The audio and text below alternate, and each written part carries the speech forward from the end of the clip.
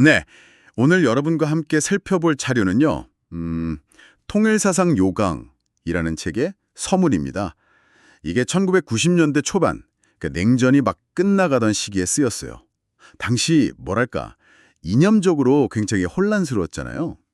공산주의는 무너졌는데 또 서구 민주주의도 내부 문제들이 있었고 좀 방향을 잃었던 그런 시기랄까요?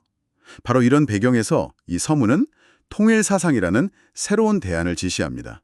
왜 이게 필요하고 또 이게 뭔지 그 핵심 주장을 좀 깊이 들여다보겠습니다. 네, 맞습니다. 이 서문을 보면 당시 세계가 겪던 그 사상적인 공백, 혼란 이런 걸 먼저 진단해요. 그러면서 이제 새로운 이념이 정말 필요하다. 이걸 아주 강하게 이야기하죠. 뭐 민족 갈등, 종교 갈등, 경제 문제 이런 것들이 막 심화되던 때니까요. 그래서 그 해답으로 문선명 선생 내외가 주창하는 통일운동, 그리고 그 바탕이 되는 사상, 바로 통일사상을 제시하고 있는 겁니다. 이 사상이 구체적으로 어떤 내용인지, 또 어떤 배경에서 나왔는지 이걸 살펴보는 게 중요할 것 같아요. 네, 서문에서는 이 통일사상을 하나님주의 또는 두익사상 이렇게 부르더라고요. 이게 좌익이냐 우익이냐 이런 게 아니라 그 둘을 뭔가 더 높은 차원에서 아우른다. 이런 설명인데요. 단순히 그냥 합친다는 것과는 좀 다른 것 같은데 구체적으로 어떤 의미일까요, 이게? 핵심 개념으로 애타정신이라는 걸 제시합니다. 글자 그대로 풀면 남을 위해 사는 정신 뭐 이 정도로 될 텐데 이게 하나님의 진리와 사랑에 바탕을 둔다고 서술되어 있어요. 서문의 주장은 이 애타정신을 통해서 공산주의, 그러니까 좌익이죠. 좌익의 근본 문제라고 봤던 증오심, 투쟁심, 또 유물론 이런 걸 극복하고요. 동시에 민주주의, 즉 우익의 한계로 지적하는 극단적인 이기주의나 자기중심주의 이것도 넘어설 수 있다. 이렇게 주장하는 겁니다. 아, 그러니까 양쪽의 문제점을 다 지적하면서 그걸 넘어서는 길을 제시한다. 그렇죠. 단순한 절충이 아니라 이 두 이념의 근본적인 한계를 넘어서는 제3의 길, 하나님의 사랑이라는 더 높은 차원의 해법을 제시하려는 거죠. 상당히 야심찬 목표라고 할 수 있습니다. 궁극적으로는 인류가 하나의 가족처럼 화합하는 이상세계를 만들자, 뭐 이런 비전이고요. 그렇군요. 그리고 이 서문을 쓴 필자가요. 자신이 문선명 선생에게 직접 배운 내용을 체계적으로 정리했다. 이런 이야기도 하던데요. 그 구슬이 서말이라도 꿰어야 보배라는 속담을 인용하면서 흩어져 있던 가르침들을 하나로 엮어서 세상에 내놓는다. 뭐 이런 심정을 밝히고 있더라고요. 네, 맞습니다. 그 과정에 대해서도 비교적 상세히 설명을 해요.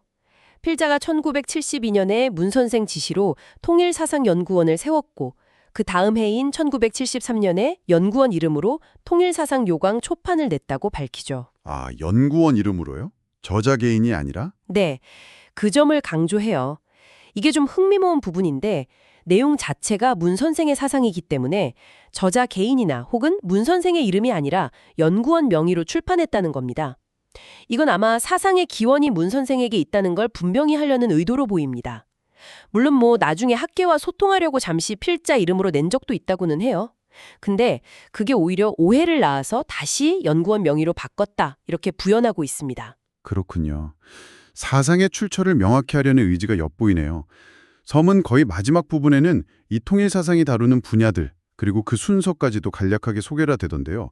이게 단순히 종교적인 내용만 있는 게 아니라 철학의 주요 영역들을 거의 다 포함하는 것 같더라고요. 굉장히 방대해 보이던데요.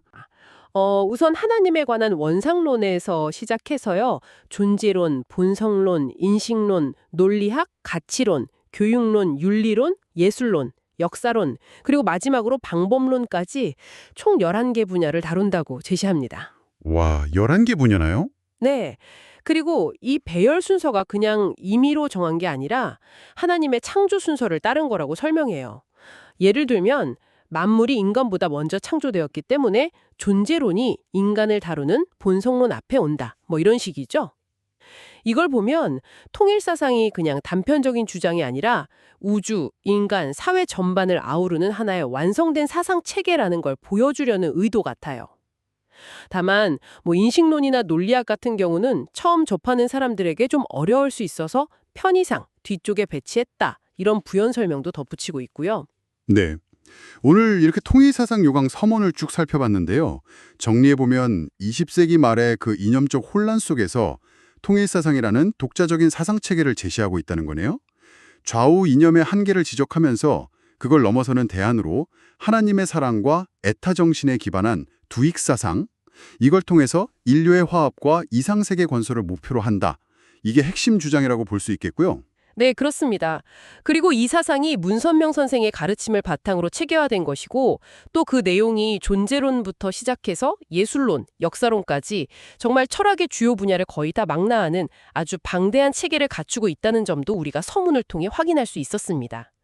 서문 자체는 이 사상을 통해서 인류가 직면한 어떤 난제라도 근본적으로 해결될 수 있다. 이런 아주 강한 자신감을 내비치고 있죠. 네, 정말 대담한 선언이라고 할 수 있겠는데요. 자, 여러분께서는 이 서문을 읽고 어떤 생각이 드셨나요? 특정 사상체계가 한 시대의 모든 문제를 해결할 수 있는 궁극적인 해답이라고 주장할 때 우리는 그 주장의 타당성을 어떻게 검토하고 또 평가해 볼 수 있을까요? 이 질문을 한번 곱씹어 보시는 것도 의미 있는 시간이 될 것 같습니다.